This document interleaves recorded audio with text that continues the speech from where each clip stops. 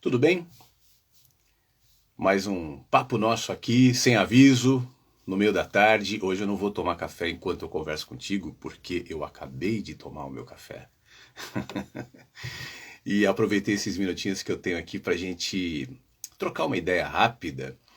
Hoje, a exemplo dos últimos dias, eu tenho postado muitos vídeos, né? Tanto recortes mais reduzidos no Instagram, quanto no YouTube. Aliás, você que vê os recortezinhos no Instagram, eventualmente se interessa para saber o que vai dizendo aquele vídeo, depois dá um pulinho no YouTube, porque os de hoje, por exemplo, eu fiz acho que 3 ou 4 recortes de um vídeo que está um pouquinho maior, não muito grande, não, vídeo inteiro no YouTube, com 6 minutos e meio.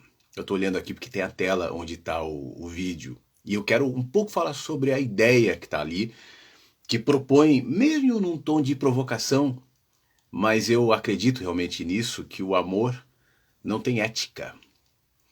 Eu sei que isso pode gerar sustos, né? A gente tem pré-definições em relação ao amor. Outra afirmação minha que eu já gravei em vídeo e que gera algum tipo de espanto, especialmente nas mães, nos pais, e esse é um espanto compreensivo, é que o amor não acontece na gente de maneira incondicional. Eu não acredito em amor incondicional. E isso, claro, que gera nos pais e mães uma antipatia, um estranhamento, porque você fala, não, eu amo sim, incondicionalmente o meu filho, e eu também amo o meu assim. Do tipo, não importa o que ele faça, o que ele seja, eu vou continuar amando. Aliás, fazendo um parênteses, quem me acompanha na rádio faz tempo já me ouviu falar isso. Eu já disse algumas vezes para ele desde pequenininho, e hoje ele tem 19 anos. E eu continuo falando isso para ele e ele sabe a resposta. Que é o seguinte, cara, o que você pode fazer para que o meu amor por você diminua? Aí ele diz assim, nada, desde pequenininho, nada. Hoje ele diz nada. E o que você pode fazer para que o meu amor por você aumente? Quando eu falo sobre diminuir, eu falo assim, se você cometer crime, se você me maltratar, isso vai diminuir o meu amor? Ele diz, não. E você fizer o que é claro que eu posso ficar chateado ou feliz, dependendo das circunstâncias, né? Mas isso não tem uma ligação com o meu amor, que acontece independentemente das circunstâncias. Eu sempre inseri isso nele para que ele tivesse a segurança do amor. Eu acho que tem tantos desdobramentos negativos que a gente nem percebe. Isso tem a ver com as nossas reações, com as nossas ideologias políticas, com a nossa religião, com a nossa saúde, né? A falta de confiança no amor. Isso pode vir lá de trás, lá dos pais, e se desenvolvendo ao longo da vida. Às vezes é uma sementinha mal plantada na sua infância, você nem sabe. E aí, a sua tentativa de recuperar isso, de buscar isso, em tudo na vida, coisas que você não tem nem ideia, né? Tem esse ponto de partida. Agora, independentemente disso, eu não acho que o amor seja incondicional, porque quando eu disponibilizo para o meu filho esse amor, que tem cara de incondicional, ele tem uma condição. Ele é meu filho. Se ele não fosse o meu filho e fosse seu filho, eu veria ele e diria, pô, que legal, o filho dela ou dele, enfim. Que bom, cara, gente boa.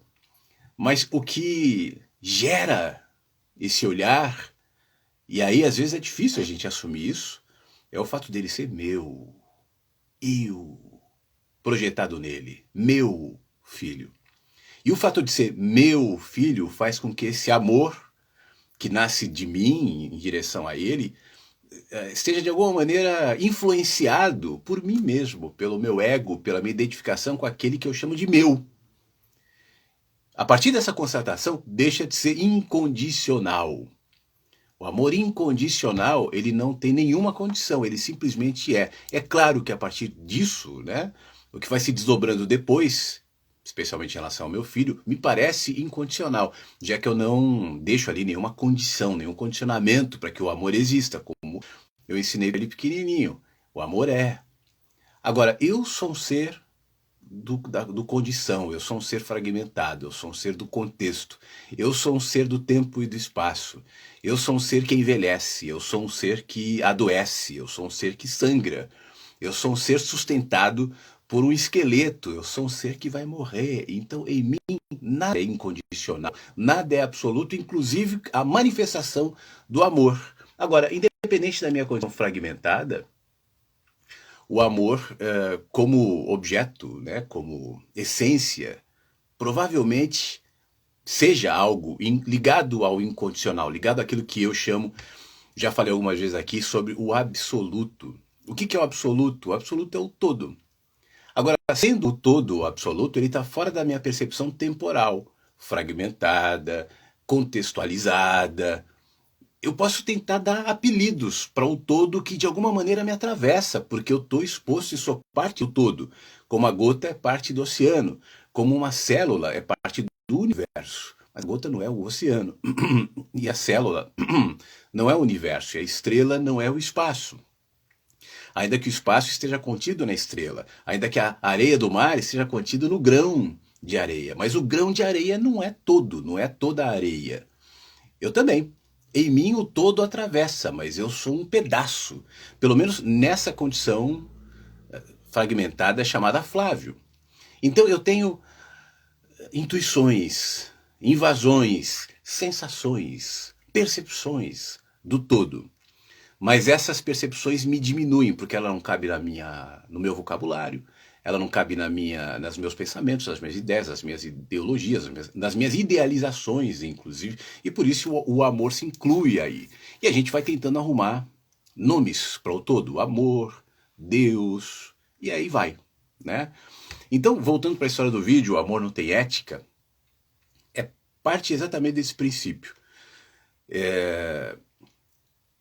A ética, e eu acho a ética muito parecida com a moral, né? As pessoas às vezes fazem divisões, a moral tá ligado ao meu comportamento cultural, né? Aquilo que a gente convenciona como certo e errado e vai modificando em relação ao tempo. E a ética está sobre isso. A ética é o meu direcionamento em relação ao que é bom, o que é mal, o que é certo e o que é errado. E eu concordo nesse sentido, todos nós temos esse direcionamento. No entanto, esse direcionamento quase instintivo que a gente tem, indo em direção ao certo ou ao errado, está enraizado, está conectado àquilo que eu chamo de moral. Eu acho muito difícil fazer essa separação entre uma coisa e outra. De qualquer maneira, isso existe e é necessário que seja assim para que a nossa sociedade conviva. Uma sociedade sem regras, sem ética, sem lei, sem moral, né? É uma sociedade difícil de se sustentar. É aquele exemplo que eu costumo dar. O teu corpo é uma coisa natural, né? Não tem nada de errado. E você tá pelado tomando banho, tá tudo bem. Ou na tua casa. Passou a porta, aquela fronteira entre a tua casa e a sociedade, o pelado é crime. Eu me lembro há uns 2 anos, talvez, um pouco mais. Teve uma moda, aqui em Porto Alegre especialmente, acho que em São Paulo aconteceu também, de pessoas saírem peladas na rua. Você lembra disso, não? Eu me lembro, assim, que algumas pessoas tiravam fotos, saía em jornal tal. Uma mulher pelada andando na avenida. Do nada, um cara pelado ali, indo não sei para onde. Eu nem sei de onde veio isso, mas eu lembro que a sociedade encarava isso como um absurdo. Porque estava na rua, porque tinha ultrapassado a fronteira daquilo que a gente condiciona a ser moralmente ou eticamente aceito. Agora, o amor não cabe nisso. Se o amor é absoluto, se o amor faz parte do todo, nele não há ética, não há regramento, não há limites. Apesar de, para que o amor se expresse entre nós, seres relativos e limitados, a gente vai estabelecendo alguns limites, algumas regras, e como tudo, né, faz parte, é natural que seja assim, mas em essência não. Esse comentário, esse vídeo especificamente, que está no Instagram, que está no YouTube, ele nasce de uma mãe que teve o filho preso. Ela mandou um WhatsApp para mim na rádio, comentando, né, que ela estava ouvindo a rádio, fazendo almoço, se preparando para ir visitar o filho preso.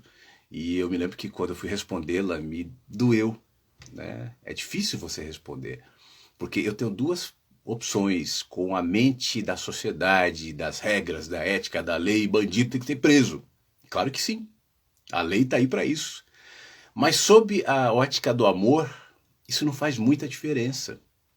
E aí eu uso, e essa é a razão desse papo que eu quero ter aqui, eu quero ir para esse caminho. Eu uso as regras da natureza para tentar entender um pouco mais como que isso se opera. Porque se dentro da nossa convenção ética, social, o amor ele é balizado por uma série de restrições, impedimentos, limites, em forma essencial, se eu posso chamar assim, não. E esse exemplo da mãe com o filho, eu acho que ilustra muito bem. O filho foi preso. Ela não cometeu, não me disse, eu também não perguntei, não fazia uma diferença qual crime que o filho cometeu, mas ele, pelo que ela falou, ela não contestava isso, ele infringiu uma regra social. Como tal, como punição, a cadeia, a prisão. E nós, né, eu, talvez até a mãe, concordamos com isso. Eu não gostaria de morar numa sociedade onde não houvesse leis, onde não houvesse cadeia, enfim. Claro que o ideal seria que não fosse necessário ter, mas isso é utopia, né? Claro que a gente pode discutir o sistema prisional, como as coisas acontecem, mas essa é outra discussão. De qualquer maneira, as punições, as regras são legítimas e são importantes, mas o amor não se importa. E aí eu olho e dou esse exemplo da natureza como referência para esse tipo de entendimento, já que num dia maravilhoso, agradável, de sol, de calor, de calmaria, tempo bom, você vê numa praça pessoas desfrutando, aproveitando numa praia talvez, gente no mar ali, sabe aquela água quentinha, esverdeada, boa, num dia bom, numa tarde boa, pessoas aproveitando no mar, para o sol. Não há nenhuma diferença entre nenhuma dessas pessoas. Quem eventualmente é justo, é amoroso, é sábio, desfruta igualzinho quem não é. Na mesma faixa de mar, ali naquela praia, pode ter o santo e o pecador, aquele que faz bondades e caridades e aquele que comete crimes. A natureza não está atenta a isso. O nosso corpo também não. Claro que os nossos pensamentos, é claro que existe uma série de conexões aqui da nossa saúde, respostas do nosso corpo que tem a ver com a nossa psique, a gente sabe disso. Mas em relação ao amor, ao bem, ao mal, ao certo e errado, gente má envelhece. Hoje mesmo morreu, né, um cara que foi um militar envolvido na ditadura militar, que matou muita gente, os sites estão noticiando. Morreu com 87 anos, se não me engano. E eu vivo lendo gente jovem, gente boa, que morre com 20, 30, 15, 5 anos, 1 ano de idade. Bebês, né, que não cometeram nenhum crime, nenhum mal, nenhum nada e morrem. Porque a natureza não se importa com isso. Eu sei que essa é uma natureza de muita indagação de muita gente. Por que que pessoas más envelhecem? Por que pessoas boas morrem cedo? Por que bebês? Eu já falei muito sobre isso no Éden. Outro dia eu disse que o Éden era o meu terceiro livro, mas é o meu segundo livro. No Éden eu falo sobre isso, tem um texto ali que fala sobre isso. E a gente fica tentando arrumar explicações que legitimem o nosso senso de justiça. Você está entendendo o que eu quero dizer? Ainda que seja importante a gente definir balizamentos de justiça, regulamentos éticos morais numa sociedade para que ela exista de maneira saudável, isso vai até o nosso entendimento e as nossas relações. Mas sobre isso, sobre a luz do sol, sobre a iluminação da lua, sobre o banho do mar, sobre a temperatura de um dia quente, sobre os sons da madrugada, isso não faz nenhum efeito. O efeito é parcial aqui e deu. Passando disso é especulação, porque o que eu vejo na vida é esse exemplo da praia. A vida nos abraça, nos toca, nos acolhe, nos abençoa, sendo bons ou sendo maus. Porque no fim das contas, o que nós, na maioria das vezes, queremos, isso inclui a religião, na maioria das vezes, não é a descoberta, o desdobramento do amor, mas é justiça. A gente quer justiça.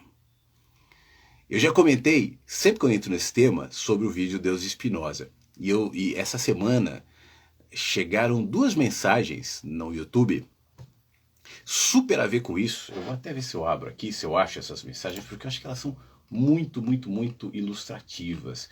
Deus Espinosa, depois dá uma olhada no vídeo, caso você não tenha visto. Aqui, ó. O nome do cara é Filho de Yahvé, Deus acima de tudo, Brasil acima de todos. É o nome do cara. Mas ele diz o seguinte, ó. Os materialistas, ateus, vai desqualificando, deístas, agnósticos, panteístas, várias crenças e visões, dizem que inferno não existe. A pessoa vive a vida toda de vandalismo, roubando, humilhando, mentindo, fofocando. E aí chega o final da vida, morre e não é punido. Eu li nesse tom porque é assim que eu interpreto, tá? Se fosse assim então, eu poderia virar um ladrão. Sair por aí vendendo drogas, me prostituindo, pegando várias garotas. Quando a pessoa morrer, vai apenas dormir um sono profundo, sem nenhuma dor e sem nenhum sofrimento. Você consegue entender isso? A natureza desse comentário? Porque a indignação. Eu poderia estar pegando várias garotas, poderia estar vendendo drogas, me prostituindo, enquanto outros fazem. E para esses que fazem, então não tem dor e sofrimento. A dor e o sofrimento e a punição do outro legitimam o meu comportamento. E isso tem a ver com outro vídeo que eu publiquei hoje, tanto no YouTube quanto no Instagram, um recortezinho que fala justamente sobre isso. O excesso de leis é simétrico à minha consciência. Quanto menos consciência eu tenho, como esse amigo aqui, o Deus acima de tudo, mais leis são necessárias e, consequentemente, mais punição. A indignação desse amigo é o fato de que pessoas que eventualmente cometem isso que ele chama de absurdo, eventualmente não serão punidas pela natureza, ou por Deus, ou seja lá por quem for, enquanto ele, que certamente, conforme ele próprio denuncia aqui, não por consciência, mas por medo, se mantém na linha, vai ter o mesmo tratamento imparcial do amor, aquele que eu falava no começo do nosso papo, do amor que não aumenta ou não diminui conforme aquilo que eu sou. Existe uma série de situações na minha vida que se modificam conforme aquilo que eu sou. Quanto melhor o meu olhar, quanto melhor o meu trato, quanto melhores os meus pensamentos, ontem eu postei um vídeo falando sobre isso, os pensamentos, né? Eu acho que melhora a minha saúde, melhora as minhas relações, melhores as minhas relações, melhora o meu corpo, a vida melhora, a vida responde isso. Isso é uma lei natural, mas eu estou indo um pouquinho além disso. Eu estou falando em última análise, todo bem que eventualmente você pratica e todo mal que eventualmente você é, tem muito mais a ver contigo do que com um olhar divino, natural, que te recompensará ou que te punirá. Porque senão você vai viver arrumando desculpas para ver o mal, né? O desonesto, o assassino, o cínico, enfim, que desfruta a vida diante daquele que sofre, e convenhamos que esses estão em maioria, né? E no entanto não tem nenhuma sinalização de alegrias, de recompensa, esse olhar conectado a causa e efeito, especialmente causa e efeito moral, ele só nos enfeia, como esse amigo aqui. E eu falei que eram dois comentários, eu não sei se vou achar outro, que estavam conectados ao outro, mas era mais ou menos isso também. Acho que eu não vou achar aqui. Era uma mulher também no Deus Espinosa que dizia mais ou menos isso. Então quer dizer que a gente pode fazer qualquer coisa? E esse Deus acima de tudo comentou embaixo: é disso que se trata. Talvez, né, para essas pessoas essa ameaça, essa sombra, seja necessária, como ele mesmo denuncia. Eu não vou poder pegar várias garotas, e não sei o quê, e não vou ser punido. O que regula esse comportamento dele é a punição, né? Então, esse se coloca nesse nível mínimo de consciência que necessariamente vai precisar ter a lei.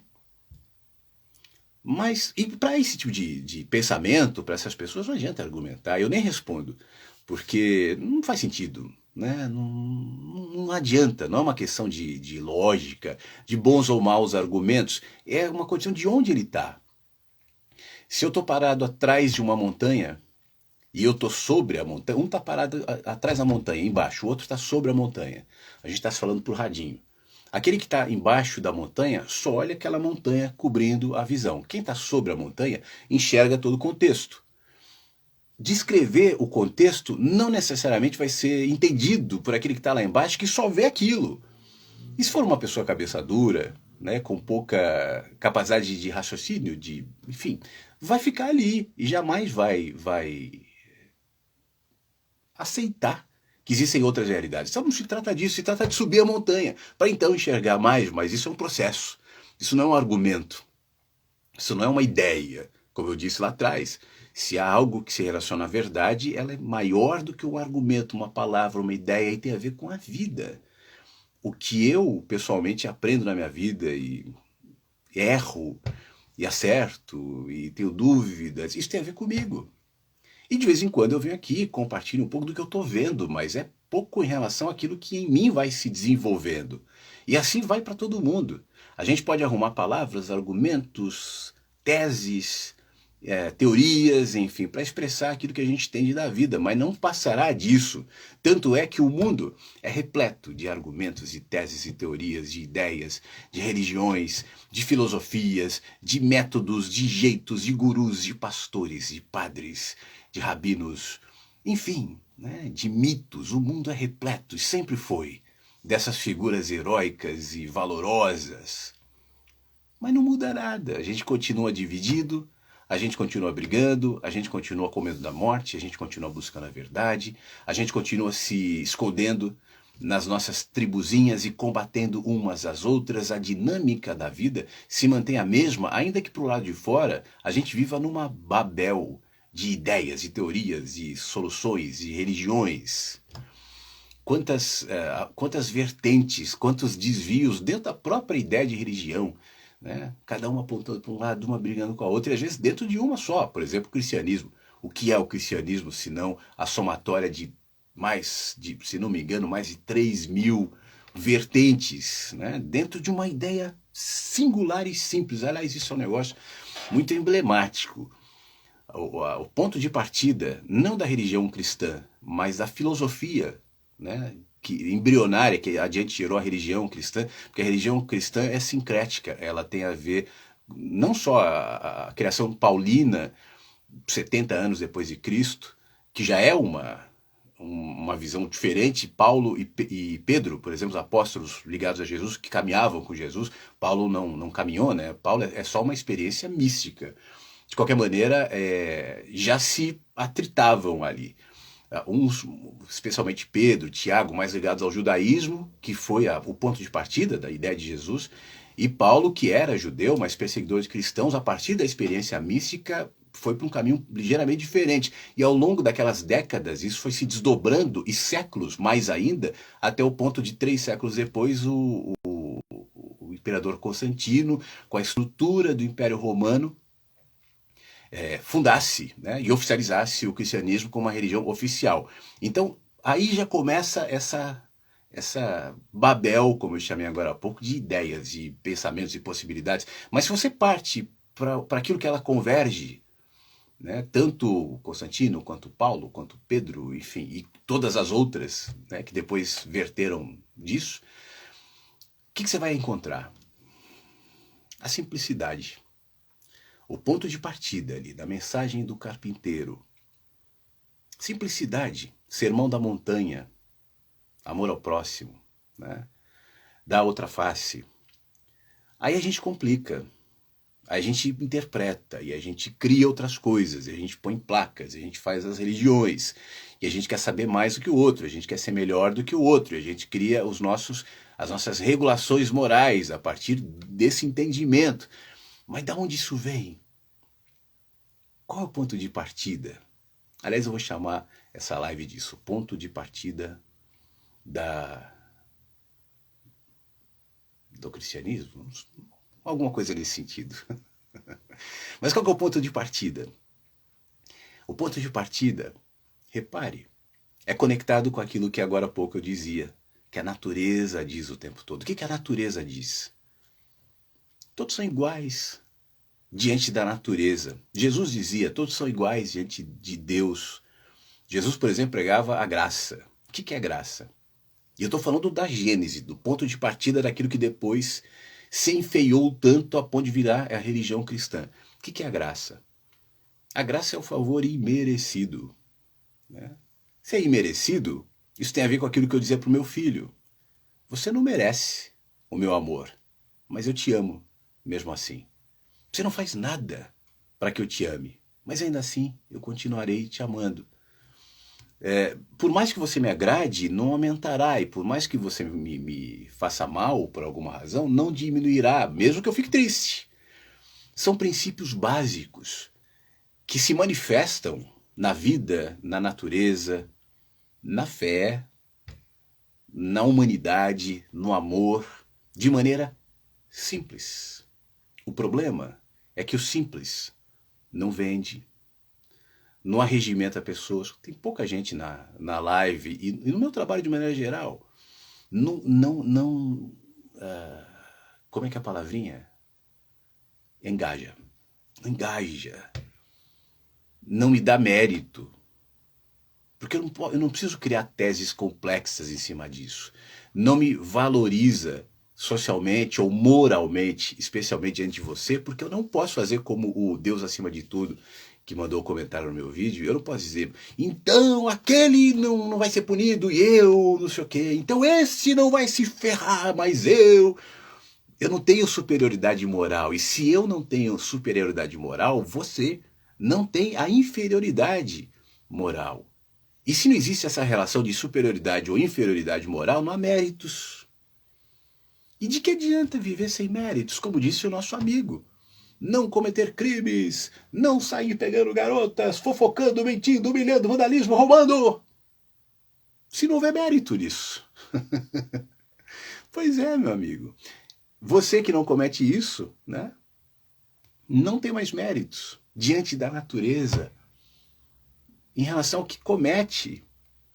E a natureza, ela é impávida nessa afirmação cotidiana, porque ela não faz acepção de chuva e de sol, de frio, de calor, de saúde e de doença, de prosperidade ou de escassez, vinculado ao que você, por mérito, acha que apresenta para a sociedade. Isso não diminui. Claro que é bom para a sociedade que você tenha méritos. Faça o bem, cuide das pessoas, seja alguém amoroso, empático. Isso é muito bom. Como eu disse há pouco, faz bem para a sua saúde, para o teu corpo. Mas a natureza não está nem aí.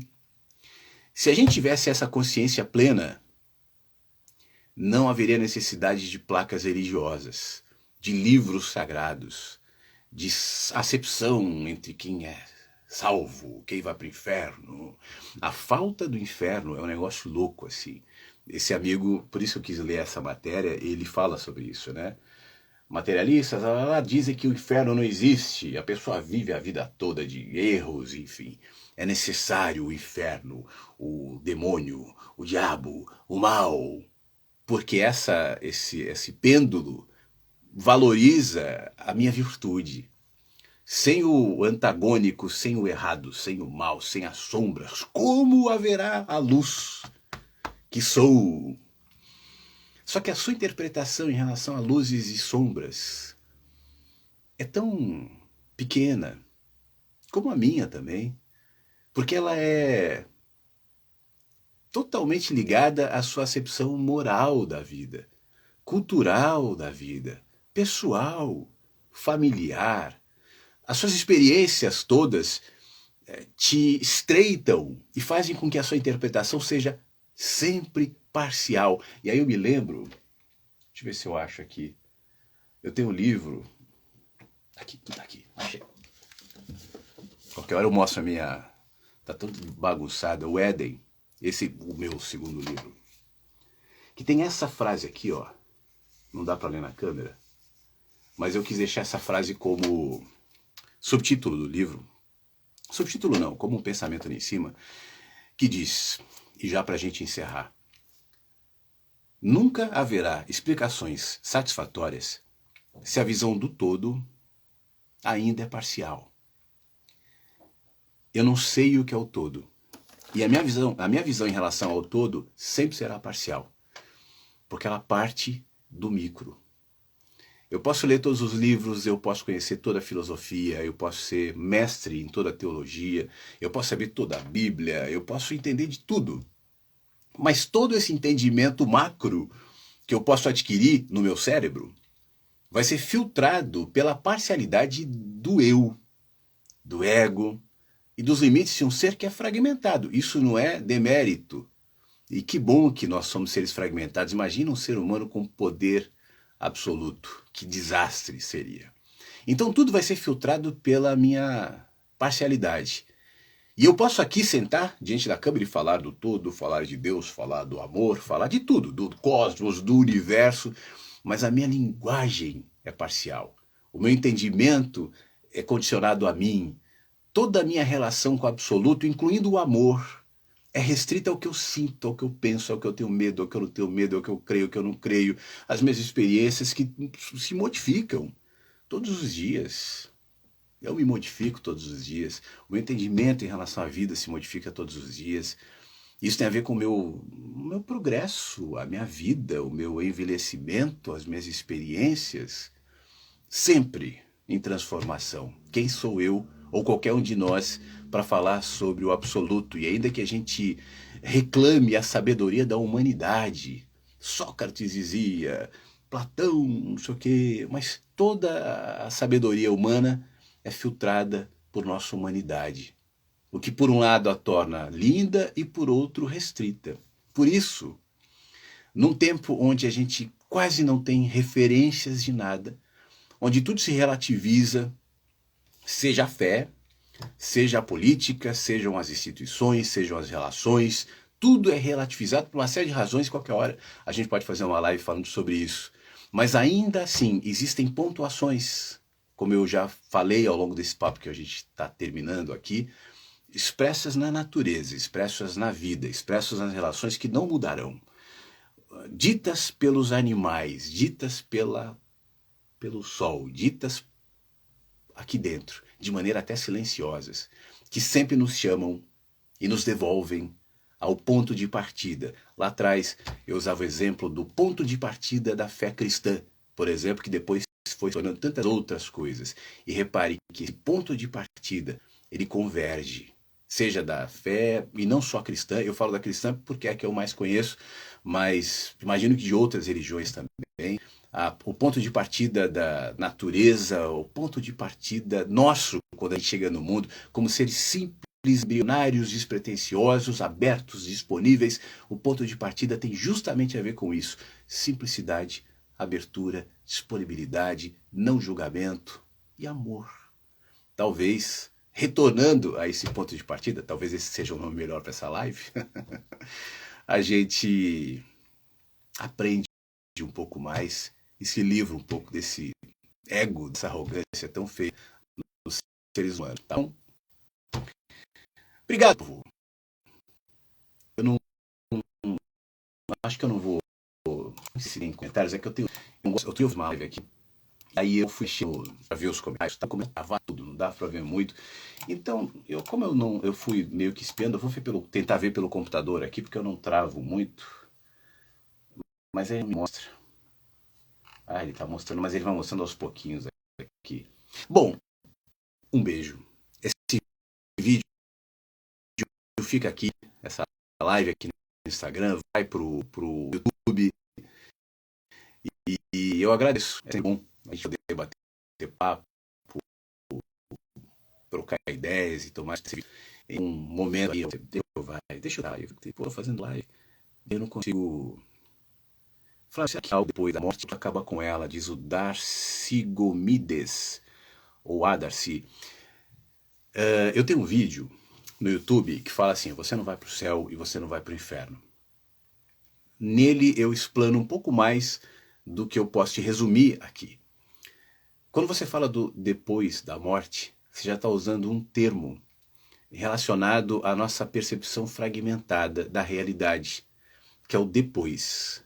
O depois está estritamente ligado à nossa percepção de tempo. Antes, durante e depois são conceitos que só cabem no tempo. Eu acredito que a relação com o tempo é algo da mente. Nós existimos no tempo. Eu só consigo pensar dentro dessas categorias. Mas a própria ciência cogita a possibilidade de que o tempo seja relativo.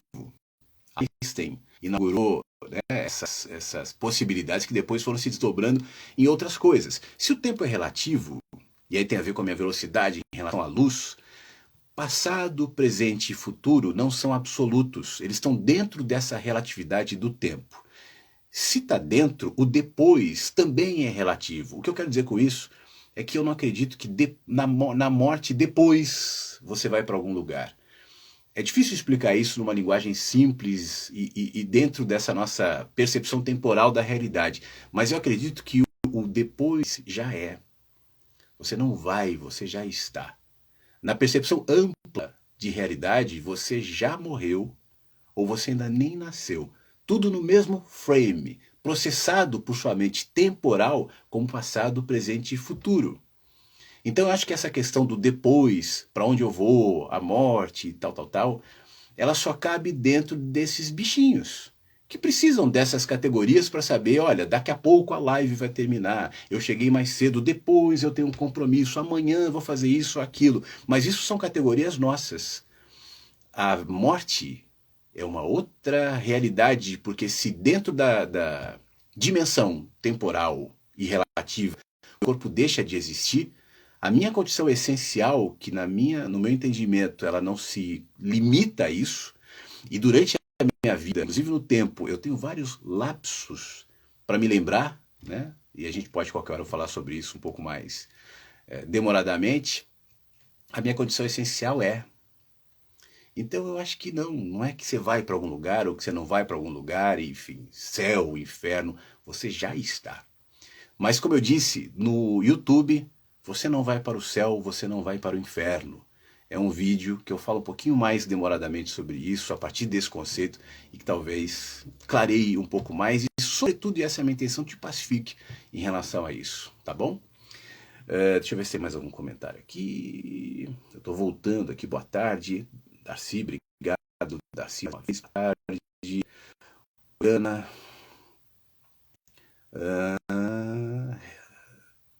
Ramon. Fala, Ramon. Tem poucos comentários, as pessoas entram aqui. Walterson, fala, Walterson. Muito obrigado. Simone, obrigado. E a todos, obrigado. Eu nem sei quanto tempo estamos aqui, eu sempre perco a conta da hora, mas quantos assuntos, né? Sugiro você que chegou no fim, se puder depois rever, vai ficar aqui no Instagram, vai ficar no YouTube, a live está disponível e depois vou fazer recortes dela, mas acho que tem muita coisa legal aqui para a gente refletir ao longo do dia e para a gente aprimorar ao longo da vida. Boa quarta-feira, obrigado pela presença e por tudo. Até a próxima, fique bem, se cuida.